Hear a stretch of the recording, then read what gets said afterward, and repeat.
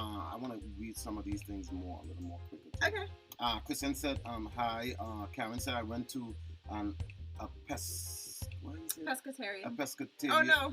A Episcopal church. Episcopalian. Pescatarian is when you just eat fish. And then Baptist. The latter because it was close to where I lived. Stephen said there is no way in 2020 years, 2020 years, Bible hasn't been manipulated and the stories. I feel like one named Jesus came, but I pretty sure all the story is not like they say.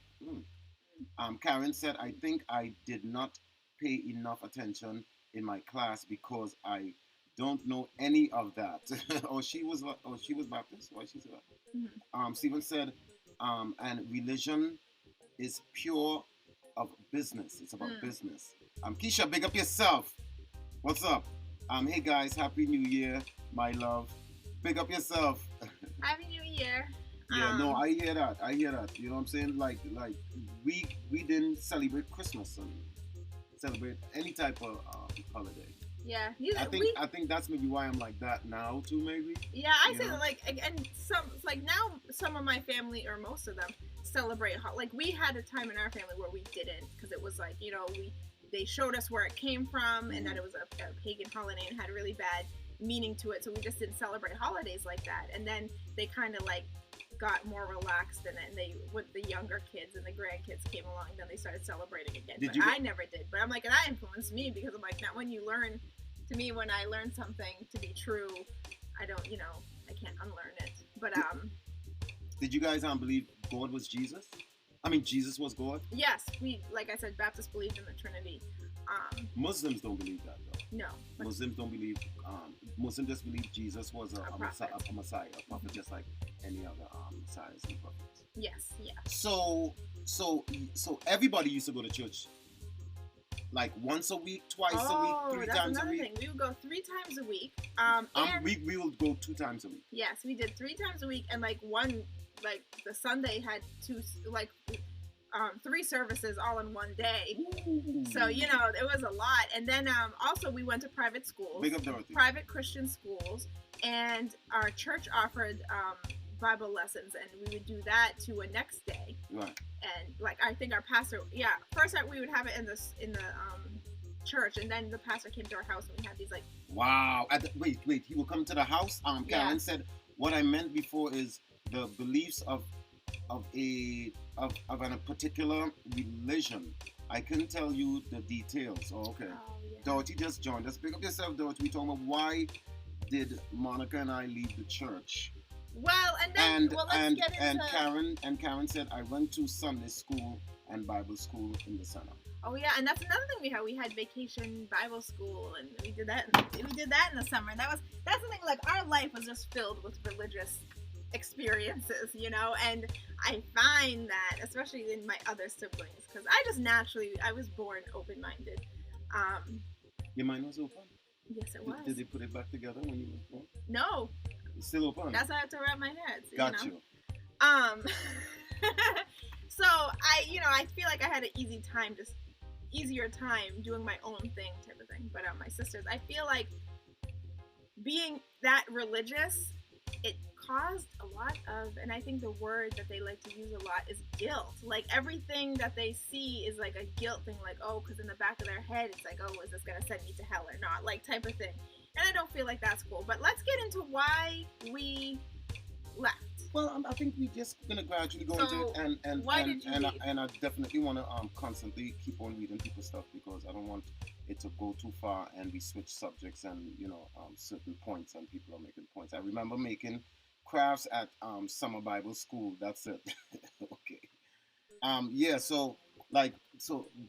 But before we go right there, like, me and my brother, my brother and my sister, we used to sit right in front of the Kingdom Hall.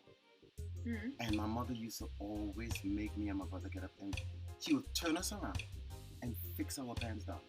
So when she turn us around, we see in the whole place, and she kind of tugging me and pushing me pants inside, and I'm like, oh, God, why this woman would always do it? I don't care how good my clothes look, darling. This woman, I be sitting down in front of the place, get up and push me to the wrong. All my friends and them looking at me like. It's funny because we were first row. We would sit in the very first row. My whole giant. Oh yeah, you told me that. Oh Karen said I think it can be good discipline for children to be involved in church, and later like you, they can decide. And later like you, they can decide if they want to stay in the church or not. Yeah, I mean definitely because it's a community. Yeah, and it definitely will teach you Keep you off of the streets too. Yeah, will give you a very high sense of morality. Right. I found that's what it did for me. Like you have like I feel like kids.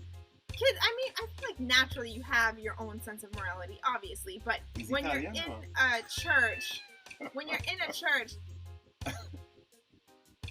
like it? Of course I like it. When you're in a church,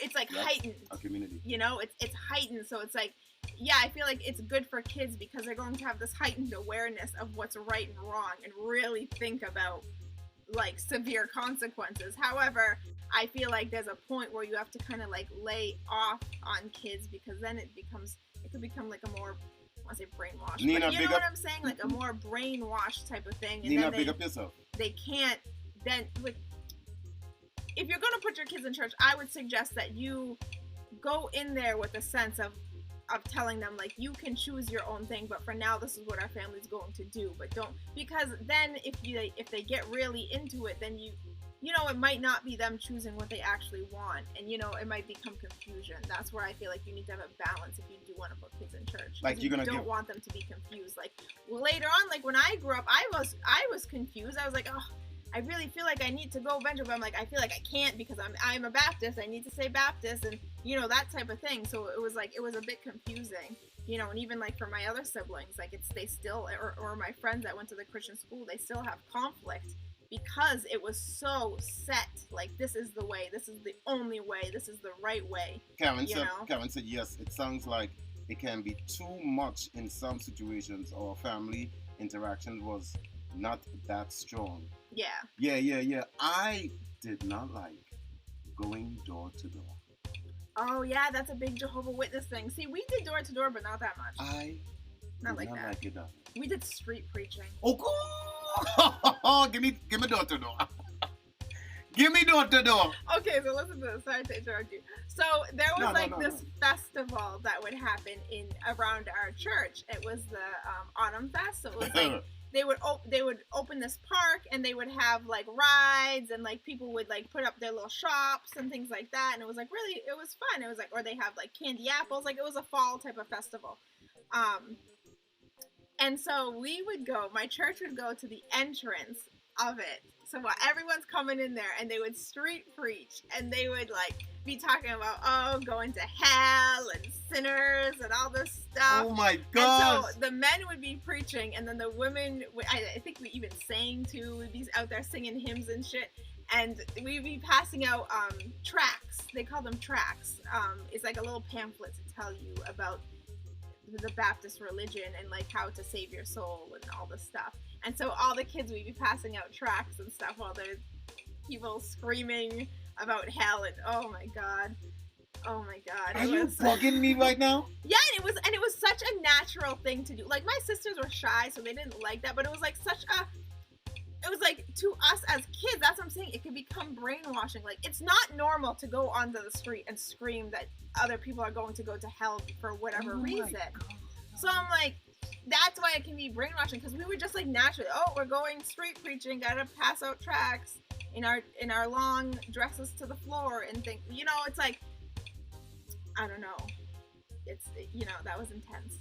And we do that at other things too, like the parade. We would go in like the town parade, and like we had a Jesus float and everything. Like, oh my, darling, you didn't tell me all this? Yes, it was a big. Hold on. Wait 1 second. Karen said, oh my God, darling.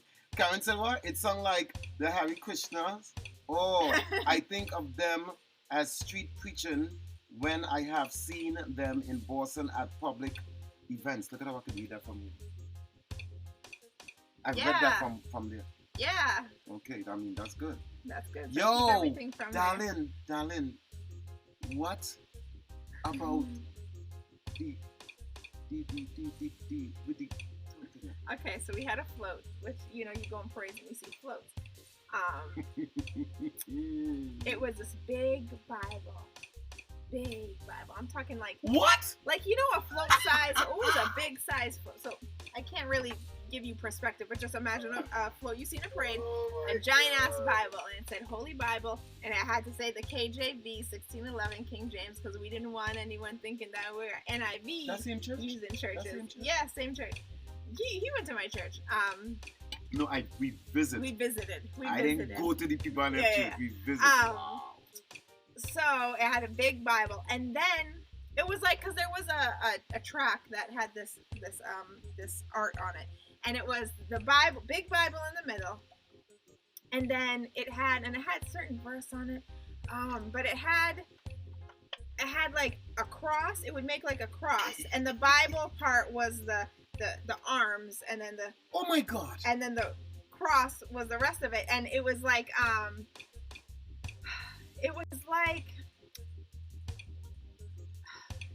one way. It was like the broad way. I thought you was about to catch the power or something. No, the broad way was like the way to go into hell, and there would be like fire, people going into fire, and then there was a skinny way, people going into like heaven and stuff. Like broad is the way to destruction, and narrow is the way to salvation, or something like that. That verse.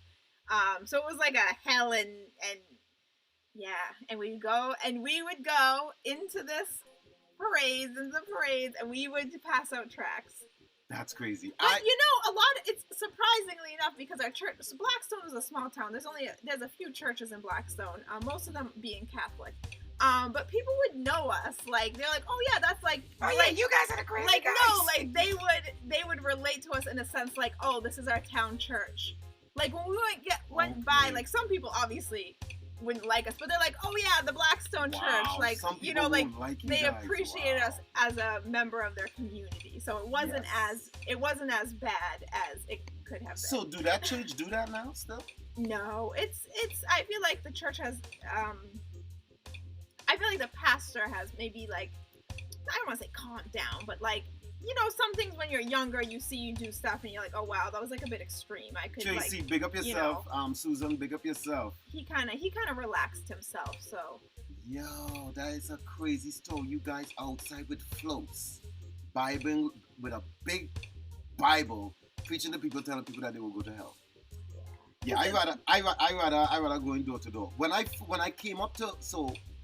came to America at the age of 14. Mm-hmm. I thought I was done with church, right? I mean, I didn't think. I was like, let me tell you something. As I come, look, my grandmother. Good, so you will be coming to church every Sunday. Okay, good. You have a Bible? Did your mom send you with the Bible? Nah. Sent me on that plane. As a heathen. As a heathen. And I used to go to church every Sunday with my grandmother.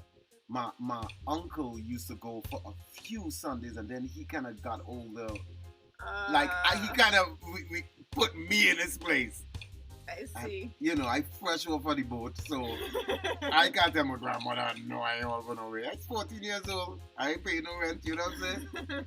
I used to go to church with my grandmother. It was cool, you know what I'm saying? But I just didn't like going. Yeah. I was 14. Did you like that time with your grandmother? I mean, yes. Hey, that was a good time with my grandmother because I liked it and I didn't like it. So I like it. I think it was interesting to me because this is new to me. America. Yeah. And I'm seeing kids and I'm hearing these kids talk with accents and they would come up to me and was like, hey, how you doing? American accent? Yeah, right? And they would come up to me like, yo, what's up? I was like, you were shy? I was very shy.